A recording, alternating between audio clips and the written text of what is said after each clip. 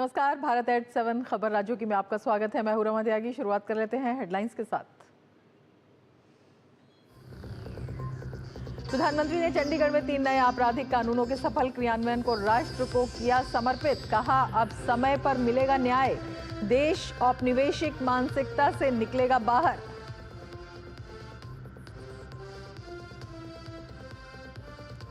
पांच दिन के गतिरोध के बाद संसद की कार्रवाई सामान्य रूप से शुरू। विदेश मंत्री ने लोकसभा में भारत चीन सीमा विवाद पर दिया बयान। कहा, एलएसी पर हालात अब सामान्य।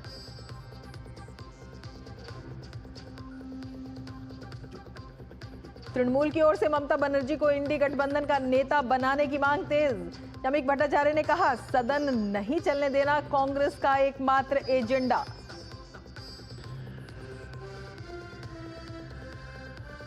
और महायुति सरकार की शपथ से पहले बीजेपी पर्यवेक्षक विजय रूपाणी का बड़ा बयान। कहा, बड़ी पार्टी होने के नाते बीजेपी का होना चाहिए मुख्यमंत्री।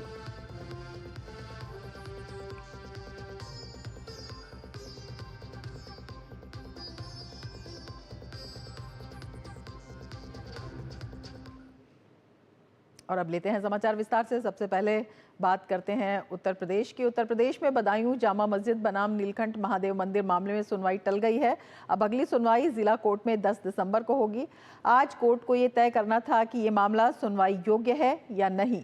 आज मुस्लिम पक्ष की बहस होनी थी जो पूरी नहीं हुई, इसीलिए कोर्ट ने अगली तारीख 10 दिसंबर तय की है।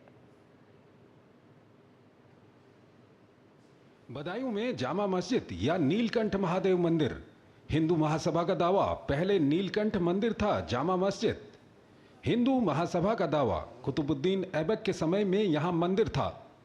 मुस्लिम पक्ष का दावा, 850 साल पुरानी है मस्जिद। जामा मस्जिद बनाम नीलकंठ महादेव मंदिर मामले में टली सुनवाई। बदायूं कोर्ट ने 10 दिसंबर की दी अगली तारीख। यूपी के बदायूं में जामा मस्जिद बनाम नीलकंठ महादेव मंदिर मामले में अब 10 दिसंबर को सुनवाई होगी। आज मामले की सुनवाई होनी थी, लेकिन वो टल गई। इससे पहले 30 नवंबर को मामले में सुनवाई हुई थी। हिंदू पक्ष ने बदायूं की शमसी जामा मस्जिद पर नीलकंठ महादेव मंदिर होने का दावा किया है, जबकि मुस्लिम पक्ष का कहना है कि यहां कभी मंदिर या मूर्ति होने का कोई सबूत नहीं है। मुस्लिम पक्ष की माने तो सूफी विचारक बादशाह शमशुद्दीन अल्तमश जब बदायूं आए थे, तब उन्होंने यहां पर अल्लाह की इबादत करने के लिए मस्जिद बनवाई थी। यहां पर कभी मंदिर या मूर्ति होने का कोई सबूत नहीं है। इसको लेकर जो दावे किए जा रहे हैं वो झूठ है और हकीकत के खिलाफ है। हिंदू पक्ष का दावा है कि नीलकंठ महादेव मंदिर को तोड़कर मस्जिद बनाई गई है। वहीं बदायूं के स्थानीय नागरिकों ने डीडी न्यूज से बात करते हुए कहा कि न्यायालय का फैसला सभी को मानना चाहिए। तो वो कोर्ट का फैसला सर्वोपरि है। जो भी फैसला है, चाहे वो हिंदुओं के पक्ष में आए, चाहे मुस्लिमों के पक्ष में आए, और जो भी फैसला है हम सबको उसको मानना चाहिए। कोर्ट जो फैसला करे, चाहे वो हिंदू पक्ष में करे, चाहे वो मुस्लिम पक्ष में करे, ये तो कोर्ट का मामला है। जैसा भी होगा वो सबको मान्य होगा। गौरतलब है कि वर्ष 2022 में अखिल भारतीय हिंदू महासभा के मुकेश पटेल ने जामा मस्जिद के नीलकंठ महादेव मंदिर होने का दावा करते हुए याचिका दाखिल की थी। बदायूं में 850 साल पुरानी जामा मस्जिद है या नीलकंठ मंदिर, इसको लेकर बदायूं कोर्ट ने अगली तारीख 10 दिसंबर की दे दी है। दरअसल बदायूं कोर्ट में आज मुस्लिम पक्ष को अपनी दलीलें रखनी थी जो कि पूरी नहीं हो पाई। इसके चलते कोर्ट ने अगली तारीख निर्धारित कर दी है। कैमरा पर्सन पीयूष के साथ निशांत राय, डीडी न्यूज, बदायूं। श्री अकाल तख्त साहिब द्वारा सुखबीर बादल सहित कई नेताओं को धार्मिक सजा सुनाई गई थी। धार्मिक सजा के तहत सुखबीर सिंह बादल ने व्हीलचेयर पर बैठकर सेवादार की पोशाक पहनते हुए हाथ में बर्छा थामकर श्री हरमंदिर साहिब के मुख्य प्रवेश द्वार के बाहर पहरेदारी की सेवा की। देखिए रिपोर्ट।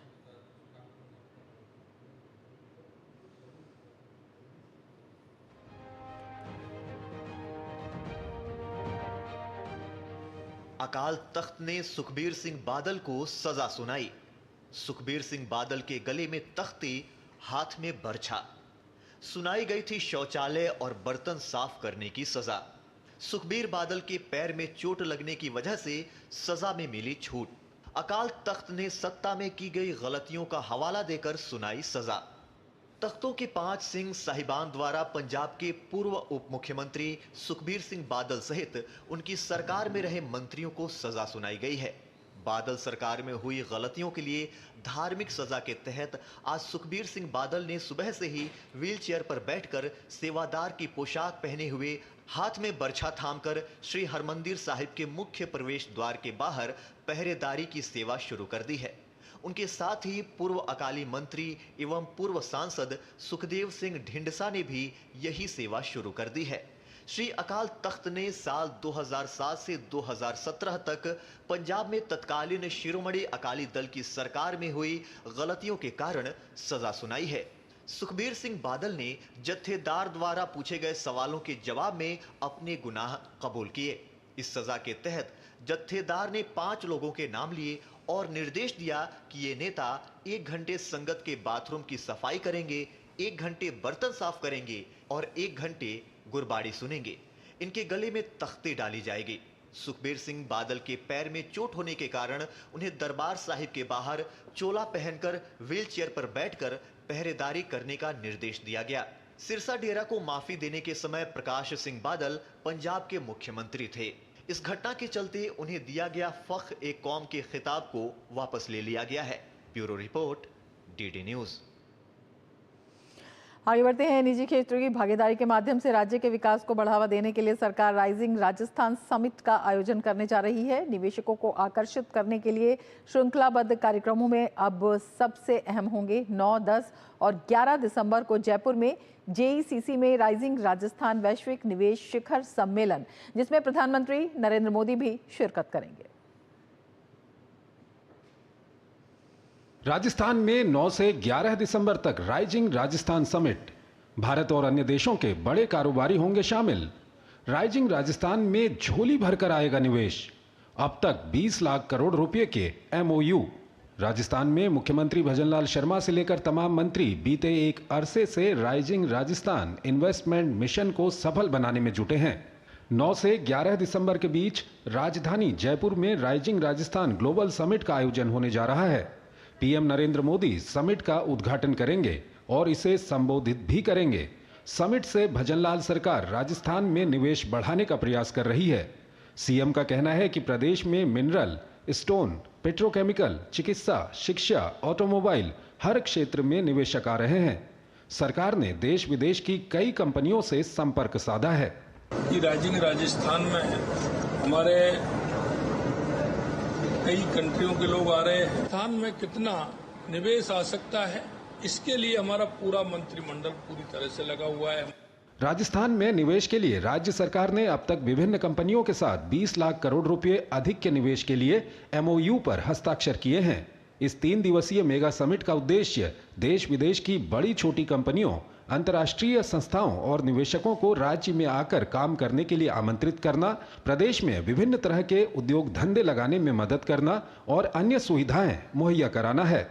बहुत अच्छी तैयारियां हैं और अच्छा इन्वेस्टमेंट इस राजस्थान में आने वाला है और 9 से 11 के बीच में ये कार्यक्रम होने वाला है, जिसमें हमारे यशस्वी प्रधानमंत्री नरेंद्र मोदी जी इस कार्यक्रम का शुभारंभ करने के लिए आ रहे हैं। और उसके बाद में 17 तारीख को हमारे यशस्वी मुख्यमंत्री जी, जो हमारे सरकार के 1 साल पूरा हो रहा है, उन योजनाओं के बारे में उनका खाका भी हम तैयार करके दे रहे हैं। 9, 10, 11 दिसंबर को राइजिंग राजस्थान की एक बड़ी इन्वेस्टर मीट का आयोजन होने जा रहा है।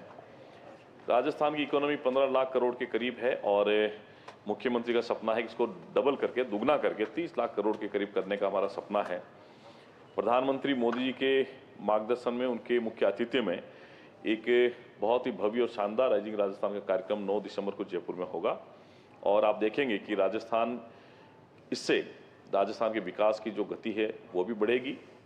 Rising Rajasthan global investment summit 2024 से पहले राजस्थान सरकार के 150 से अधिक अधिकारियों और 250 छात्र स्वयंसेवकों ने इन्वेस्टमेंट समिट के लिए जेईसीसी सीतापुरा में आयोजित ओरिएंटेशन प्रोग्राम में हिस्सा लिया। राइजिंग राजस्थान समिट राजस्थान की विकास यात्रा में नया अध्याय जोड़ने जा रही है। इसमें हर एक क्षेत्र को शामिल किया गया है। उम्मीद की जानी चाहिए कि राजस्थान के विकास की दिशा में ये समिट बेहद महत्वपूर्ण और सफल साबित हो सकेगी। कैमरा पर्सन राकेश पटेल के साथ महेश दाधिच, डीडी न्यूज, जयपुर। महाकुंभ 2025 में आने वाले देश दुनिया के संतों और श्रद्धालुओं के लिए संगम नगरी प्रयागराज में अभूतपूर्व इंतजाम किए जा रहे हैं। जैसे जैसे महाकुंभ की पवित्र घड़ी नजदीक आती जा रही है, वैसे वैसे मेला अपना आकार लेता जा रहा है। इसी को मद्देनजर रखते हुए उत्तर प्रदेश सरकार ने प्रयागराज के महाकुंभ क्षेत्र को नया जिला घोषित कर दिया है। वहीं साधु संतों और देश विदेश से आने वाले लाखों लोगों के लिए अस्थायी शिविरों का निर्माण किया जा रहा है। पूरी दुनिया देखेगी व्यवस्थित, सुंदर, अलौकिक महाकुंभ का नजारा। प्रयागराज में जुटेंगे 45 करोड़ श्रद्धालु। टूरिज्म के लिए बड़ा बूस्ट। 4000 हेक्टेयर में हो रहा है महाकुंभ। महाकुंभ से करीब 45,000 परिवारों को मिलेगा रोजगार। 2012 में हुए महाकुंभ से करीब 3 गुना बड़ा होने वाला है महाकुंभ 2025। महाकुंभ से न केवल प्रयागराज बल्कि बनारस, अयोध्या, मथुरा और विंध्यवासिनी धाम में भी पर्यटन को मिलेगा बढ़ावा। महाकुंभ 2025 में आने वाले देश दुनिया के संतों और श्रद्धालुओं के लिए संगम नगरी प्रयागराज में अभूतपूर्व इंतजाम किए जा रहे हैं। प्रयागराज के महाकुंभ क्षेत्र को नया जिला घोषित कर दिया गया है, जिसे महाकुंभ मेला जनपद के नाम से जाना जाएगा। नए जिले का गठन मुख्य रूप से कुंभ मेले के विशाल आयोजन को बेहतर प्रबंधन और प्रशासनिक कार्यों को सुगम बनाने के लिए किया गया है। इससे न केवल मेले की व्यवस्था में सुधार होगा, बल्कि क्षेत्र के विकास और जनहित के कार्यों में भी तेजी आएगी। ये संपूर्ण मेला क्षेत्र को ही जिले में विभक्त किया है। इसमें सभी फैसिलिटीज़ रहेंगी जो भी एक जिले में होती हैं। जैसे यहाँ बसावट होती है, यहाँ सड़कें, यहाँ बिजली के कनेक्शंस, यहाँ पानी की व्यवस्था, सीवर की व्यवस्था, थाने, अस्पताल, खाने के सामग्रियाँ, जो भी एक संपूर्ण जिले में व्यवस्था रहती है वो यहाँ पर व्यवस्था की जाती है। महाकुंभ मेला को साधु संतों, सन्यासियों और अखाड़ों के नागा साधुओं की उपस्थिति के बिना अधूरा माना जाता है। इसी को लेकर कुंभ मेला क्षेत्र में साधु संतों के शिविरों की स्थापना से पहले भूमि पूजन का सिलसिला लगातार जारी है। इसी क्रम में सिख संप्रदाय के निर्मल अखाड़े का भूमि पूजन मेला क्षेत्र के त्रिवेणी मार्ग पर किया गया। भूमि पूजन के साथ ही निर्मल अखाड़े के संत महात्माओं ने मां गंगा और यमुना से विश्व शांति और लोक कल्याण की कामना की। बहुत शीघ्र ही समाज की सेवा के लिए, राष्ट्र की सेवा के लिए, आने जाने वालों की सेवा के लिए व्यवस्थाएं संचालित होंगी। अच्छा दिव्य रूप से है जो संपन्न होगा, ऐसी हम लोगों की आशा है। वहीं साधु संतों और देश विदेश से आने वाले लाखों लोगों के लिए अस्थायी शिविरों का भी निर्माण किया जा रहा है, जिसमें साधु संत और महात्मा बांस की बनी झोपड़ियों में निवास करेंगे और तप और अध्यात्म के कार्य को पूरा करेंगे। ये झोपड़ियां पूरे कुंभ क्षेत्र को इको फ्रेंडली माध्यम से सभी को अपनी ओर आकर्षित कर रही हैं। झोपड़ियों को बनाने वाले कारीगरों का कहना है कि इस कुंभ से उन्हें रोजगार मिला है। बाबा साधु महाकुंभ मेला लग रहा है, उसी लिए बन रहा है, ठंड के लिए, रहने के लिए। बता दें कि महाकुंभ 2025 का आयोजन प्रयागराज में 13 जनवरी से 26 फरवरी तक होगा। इस महाकुंभ के दौरान कुल 6 शाही स्नान होंगे। कुंभ 2025 के मेला क्षेत्र को 25 सेक्टरों में बांटा गया है और यहाँ की हर व्यवस्थाएं दिव्य, भव्य और विहंगम हो, इसके लिए सरकार लगातार यहाँ काम कर रही है। कैमरामैन अविनाश के साथ विकास सिंह, डीडी न्यूज, लखनऊ। और अब लेते हैं एक ब्रेक, आप देखते रहिए डीडी न्यूज। खुद को पैम्पर करिए MDH बादाम रोगन के साथ, जो आपको संवारे, निखारे और नरिश करे। चमके चमके हाँ, दमके दमके, त्वचा में समाए, हाइड्रेट करे, हर उम्र की त्वचा का पोषण करे।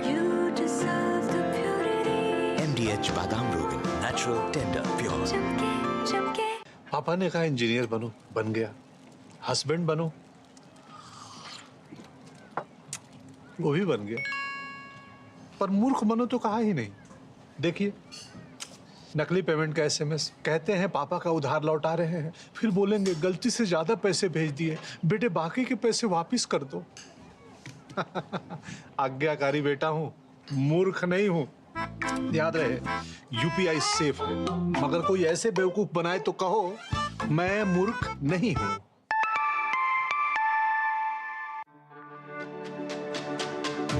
मेरी पसंद, मेरी पसंद, मेरी पसंद। मेरी पसंद। हमारी पसंद। हम सबकी पसंद। मजबूत देश का मजबूत सरिया हो गया स्टील। जिंदगी की हर छोटी बड़ी जरूरत के लिए आप जो सपने सजाते हैं, बस उसी उम्मीद को तो हम सहारा लगाते हैं। SIP आपकी सेविंग्स को आपकी खातिर काम पर लगाएगी। आज ही अपनी पहली SIP की शुरुआत करें। अधिक जानकारी के लिए अपने वित्तीय सलाहकार से परामर्श करें। LIC म्यूचुअल फंड द्वारा निवेशक शिक्षा की एक पहल। म्यूचुअल फंड निवेश बाजार के जोखिम के अधीन है। योजना से संबंधित सभी दस्तावेजों को ध्यान से पढ़ें। MDH की देगी मिर्च, देगी मिर्च का तड़का, अंग अंग फड़का। MDH की देगी मिर्च। ब्रेक के बाद फिर से आपका स्वागत है। चक्रवाती तूफान फेंगल ने तमिलनाडु में जमकर तबाही मचाई है। तूफान की वजह से भारी बारिश और बाढ़ ने राज्य में भारी नुकसान पहुंचाया और हादसे में कई लोगों की मौत भी हो गई है। प्रधानमंत्री नरेंद्र मोदी ने मुख्यमंत्री MK स्टालिन से राज्य में आई आपदा और वहां के हालात को लेकर बात की। PM मोदी ने राज्य को हर संभव मदद देने का भरोसा दिलाया है। फेंजल से तमिलनाडु पुडुचेरी में बाढ़ का कहर। चक्रवात फेंजल ने तमिलनाडु के 14 जिलों में मचाई तबाही। भारी बारिश के बाद बाढ़ और भूस्खलन, नदी में उफान से सड़कों पर पानी भरा, रेल सेवा बंद, बस सेवा चरमराई। फेंजल से केरल कर्नाटक में भारी बारिश की चेतावनी। तमिलनाडु में प्राकृतिक आपदा से करीब 69 लाख परिवार हुए प्रभावित।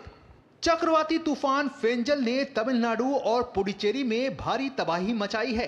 इसके प्रभाव से पिछले 2-3 दिनों में हुई मूसलाधार बारिश से कई इलाकों में बाढ़ आ गई है। उत्तरी तमिलनाडु के विल्लुपुरम जिले में सड़कों और घरों में पानी भर गया है। प्रधानमंत्री नरेंद्र मोदी ने मुख्यमंत्री MK स्टालिन से राज्य में आई आपदा और वहां के हालात को लेकर बात की है।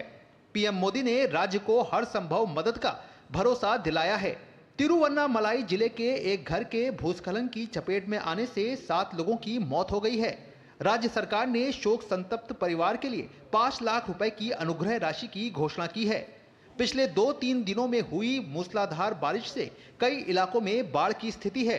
भूस्खलन के बाद NDRF की टीम बचाव कार्यों में जुटी हुई है। वहीं फेंजल चक्रवात के बाद भारी बारिश के कारण उत्तरी तमिलनाडु के कई क्षेत्र जलमग्न हो गए हैं, जिसके कारण आज कई जिलों में बड़े पैमाने पर स्कूल बंद कर दिए गए हैं। मौसम की गंभीर स्थिति के कारण कई क्षेत्रों में बाढ़ आ गई है, जिसके कारण स्थानीय अधिकारियों को तत्काल सुरक्षात्मक उपाय करने पड़े हैं। वहीं तमिलनाडु भाजपा के प्रदेश अध्यक्ष के अन्नामलाई ने चक्रवात फेंजल के कारण बाढ़ के पानी में डूबे हुए मरकनम सॉल्ट पैन का निरीक्षण किया, जिसे लेकर अन्नामलाई ने तमिलनाडु सरकार को जमकर लताड़ा।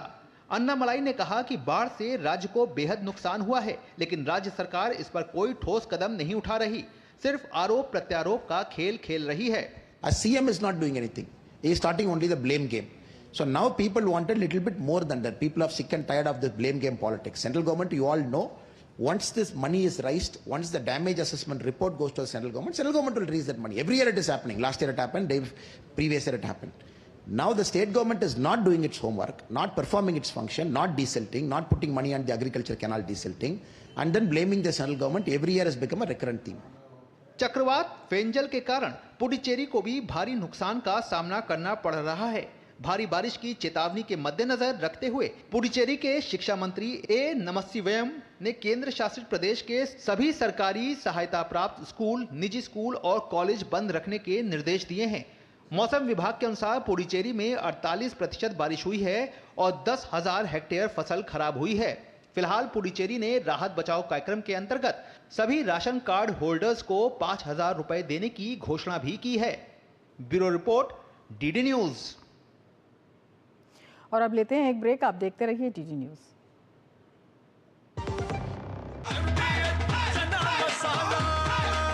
अब छोलिया हो या लोबिया, सफेद चने या काले चने, सब कुछ मजेदार बने। सुनो, एक अच्छी इंश्योरेंस पॉलिसी AI से पूछते हैं। एक ऐसी पॉलिसी जिसमें प्रीमियम पेमेंट हो लिमिटेड पर इनकम आती रहे लाइफ टाइम। LIC का जीवन उत्सव। एक ऐसी पॉलिसी जो दे होल लाइफ इंश्योरेंस कवर भी। LIC का जीवन उत्सव। वाओ, चलो तो LIC की जीवन उत्सव पॉलिसी ही लेते हैं। मैं भी तुमसे यही कह रही थी, LIC का जीवन उत्सव। लाइफ टाइम सेलिब्रेशन मनाइए LIC के जीवन उत्सव के साथ, फ्यूचर सेट है। पापा ने कहा इंजीनियर बनो, बन गया। हस्बैंड बनो, वो भी बन गया। पर मूर्ख बनो तो कहा ही नहीं। देखिए, नकली पेमेंट का SMS, कहते हैं पापा का उधार लौटा रहे हैं, फिर बोलेंगे गलती से ज्यादा पैसे भेज दिए, बेटे बाकी के पैसे वापस कर दो। आज्ञाकारी बेटा हूं, मूर्ख नहीं हूं। याद रहे, UPI सेफ है, मगर कोई ऐसे बेवकूफ बनाए तो कहो मैं मूर्ख नहीं हूं। जब धरती चीर कर निकलता है लोहे का पत्थर और मिलता है मोंगिया के जोश से, फिर तपता है, पिघलता है और बनता है फौलाद। अब होता है सरिया सारी खूबियों के साथ। मोंगिया स्टील, मजबूत देश का मजबूत सरिया। MDH का किचन किंग किचन में हो तो हम सब कुछ बना सकते हैं। बैंगन का भरता, आलू गोभी, भिंडी मसाला और भी बहुत कुछ। MDH। भोपाल गैस त्रासदी की 40वीं बरसी पर भोपाल के बरकतुल्ला भवन के सेंट्रल लाइब्रेरी में सर्वधर्म प्रार्थना सभा का आयोजन किया गया। इस कार्यक्रम में विभिन्न धर्माचार्यों द्वारा दिवंगत जनों को श्रद्धांजलि दी गई। इस दौरान गैस राहत एवं पुनर्वास मंत्री विजय शाह, भोपाल महापौर मालती राय, मुख्य सचिव अनुराग जैन समेत भोपाल गैस पीड़ित और उस हादसे में मृत लोगों के परिजन उपस्थित रहे। गैस पीड़ितों को श्रद्धांजलि दी। जो 2 दिसंबर और 3 दिसंबर 1984 की दरमियानी रात नीचे की सबसे बड़ी औद्योगिक त्रासदी के कारण मौत के आगोश में सो गए थे। महामहिम राज्यपाल जी की उपस्थिति में सभी धर्म गुरुओं ने उन सबको शांति मिले, उनकी आत्मा को शांति मिले,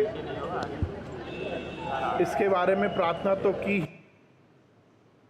उत्तर प्रदेश के वाराणसी में एक कॉलेज के अंदर बने मजार के नज़दीक कुछ छात्रों ने हनुमान चालीसा का पाठ करने के लिए वो पहुंचे, लेकिन उन्हें रोकने की कोशिश की गई, लेकिन छात्रों ने बैरिकेडिंग को तोड़कर कैंपस में वो दाखिल हो गए, लेकिन उन्हें मजार तक पहुंचने से पहले ही रोक दिया गया। पुलिस ने छात्र नेता के साथ कई अन्य छात्रों को हिरासत में ले लिया है और प्रदर्शन कर रहे छात्रों को कॉलेज कैंपस से बाहर निकाल दिया। गौरतलब है कि सेंट्रल सुन्नी वक्फ बोर्ड ने 2018 में वाराणसी के उदय प्रताप कॉलेज प्रशासन को नोटिस जारी करते हुए कॉलेज की जमीन को अपनी संपत्ति बताया था। इससे पहले सोमवार को छात्रों ने वक्फ बोर्ड का पुतला फूंका था। कॉलेज प्रशासन की मांग थी कि परीक्षा के मद्देनजर कॉलेज परिसर सुरक्षा बढ़ाई जाए। छात्रों का कहना है कि कॉलेज परिसर में अचानक से बड़ी धार्मिक गतिविधियों से यहाँ पढ़ाई का माहौल खराब हो रहा है।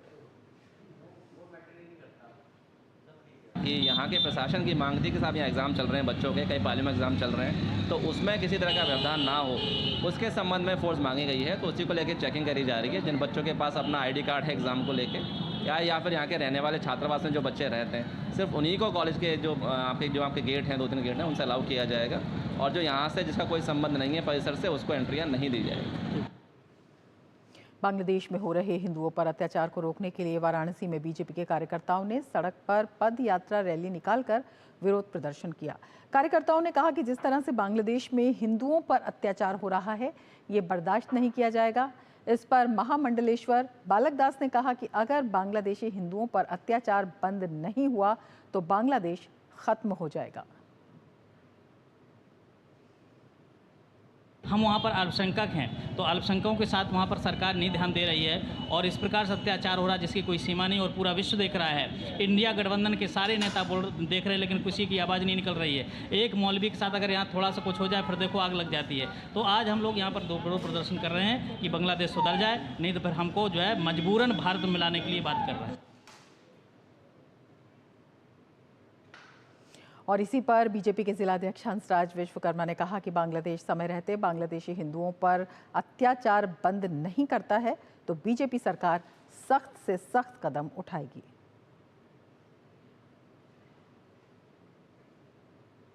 को चेतावनी दी जा रही है कि अगर तुम नहीं मानोगे तो बाद में पछताओगे, क्योंकि हमारे ही अंग हो।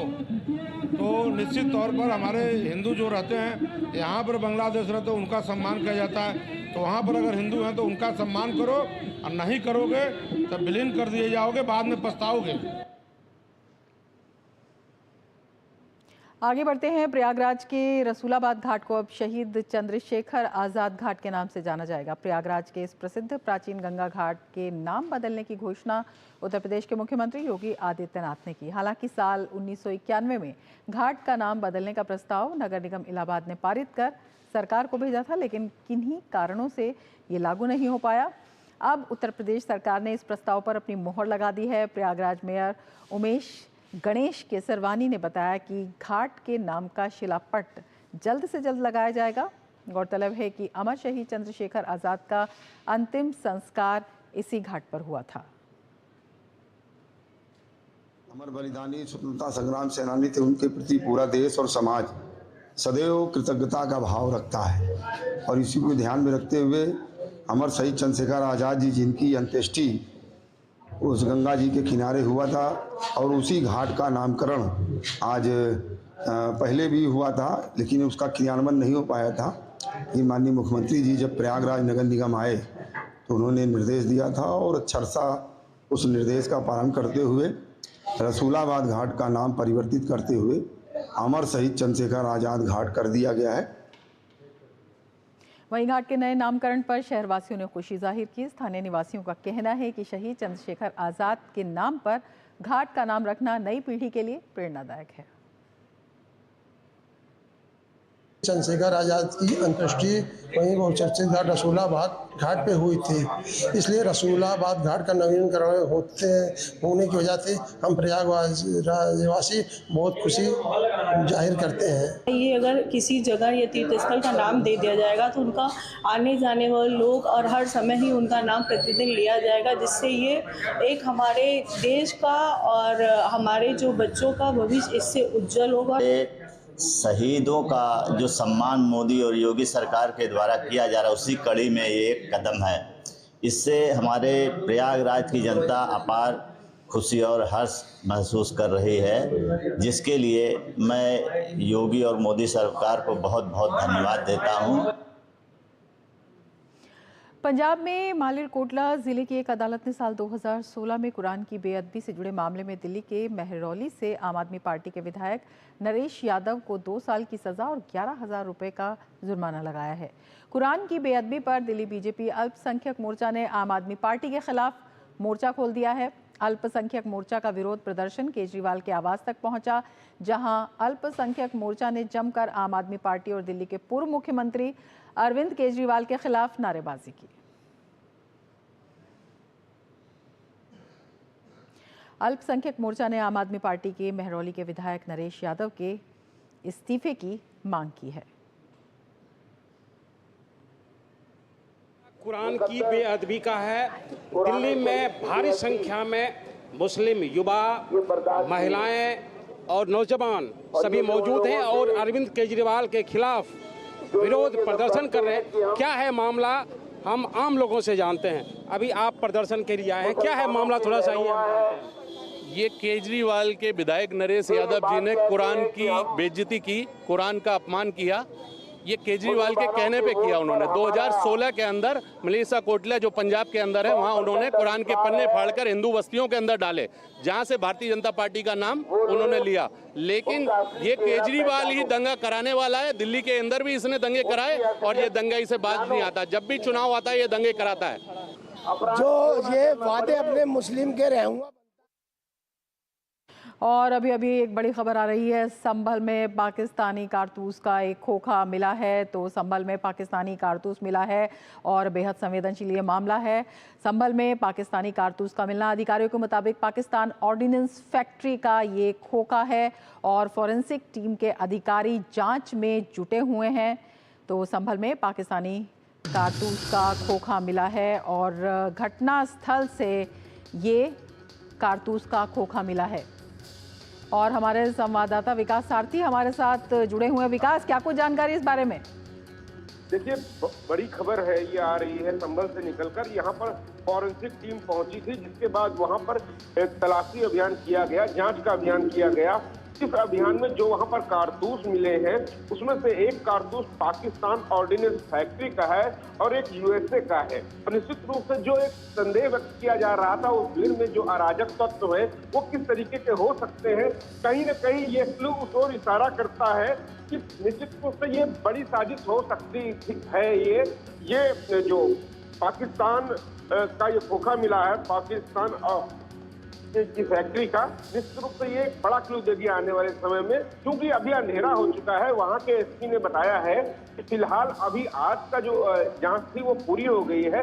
कल सुबह उजाला होने के बाद फिर से वहां पर फॉरेंसिक टीम वहां पर पहुंचेगी और वहां आसपास के एरियो को देखा जाएगा, वहां पर नालों की सफाई करके देखा जाएगा, क्योंकि ये जो कारतूस मिले हैं ये बेहद ही चौंकाने वाला खुलासा है। इस खुलासे के बाद से जो पुलिस की इन्वेस्टिगेशन टीम चल रही है, जो SIT बनाई गई है, निश्चित रूप से उनके लिए बड़ा साक्ष्य साबित होगा कि किस तरीके के लोग वहां पर हो सकते थे और जिन लोगों ने इसका इस्तेमाल किया है। इसमें कुल मिलाकर कई कारतूस आज बरामद किए गए हैं, फॉरेंसिक टीम को मिले हैं। इसमें 9mm का एक मिसफायर कारतूस भी मिला है, 12 बोर के 2 खोखे मिले हैं, 32 बोर के 2 खोखे मिले हैं। साथ साथ अभी सर्च ऑपरेशन में अधिकारी लगे हुए हैं। तो निश्चित रूप से सबसे बड़ी बात ये निकल कर आती है, ये जो विदेशी कारतूस है वो यहाँ पर कैसे आए, वो कौन से लोग थे जिन लोगों ने इसका प्रयोग किया, क्योंकि वहां पर 4 लोगों की मौत हुई थी। इसके साथ साथ पुलिस वालों को भी गोली लगी थी। पुलिस वाले के पैर में जो गोली लगी थी वो SP संभल ने बताया है कि वो 315 बोर की गोली थी। तो ये गोली किसको लगी, जी विकास, वहां फायर किया गया, तो बड़ी खबर है। निश्चित रूप से आने वाले समय में इस मामले में बड़े तथ्य निकलकर सामने आएंगे। जी बिल्कुल विकास, संवेदनशील मामला तो ये पहले ही था, अब बिल्कुल इस मामले ने एक ये दूसरा मोड़ लेता हुआ दिखाई दे रहा है। किस तरह से वहां पर जांच जो है और तेज कर दी गई है, कौन कौन से इलाके हैं जहां पर आप बता रहे हैं कि कई खोखे मिले हैं इस तरह के? जी बिल्कुल, ये जामा मस्जिद के पीछे का इलाका है जहां पर ये पूरी घटना को अंजाम दिया गया था, जहां पर 4 लोगों की मौत होने के साथ साथ तमाम सारे पुलिसकर्मी घायल हुए थे। SP PRO के पैर में भी गोली लगी थी वहां पर। ये पीछे की साइड का इलाका है, जामा मस्जिद के पीछे की साइड का इलाका है, जहां पर हजारों की संख्या में भीड़ एकत्रित हो गई थी। उस भीड़ ने किस तरीके से, वो वीडियो भी प्रशासन के द्वारा जारी किए गए थे, किस तरीके से शुरुआत में उस भीड़ ने वहां पहुंचते ही CC कैमरों को तोड़ा था। सबसे पहले वहां पर जो TV कैमरे लगाए गए हुए थे, हालांकि उनका DVR ले लिया गया है, लेकिन DVR में उससे पहले की फुटेज है, उसके बाद की फुटेज नहीं है वहां पर। तो अब इस तरीके के जो खुलासे हो रहे हैं, वहां पर पुलिस ने ही इसकी सिफारिश की थी कि वहां पर फॉरेंसिक टीम आकर जांच करे वहां पर। तो उसी कड़ी में आज जांच की गई। वहां पर जब फॉरेंसिक टीम पहुंची, वहां पर निगम की टीम पहुंची, वहां पर कूड़े, वहां पर नाली, इन सब जगहों पर जब तलाशी की गई तो यहाँ पर आने वाले तक सामने आए। जी विकास, बेहद अहम अब ये जांच हो गई है। बहुत शुक्रिया तमाम जानकारी के लिए।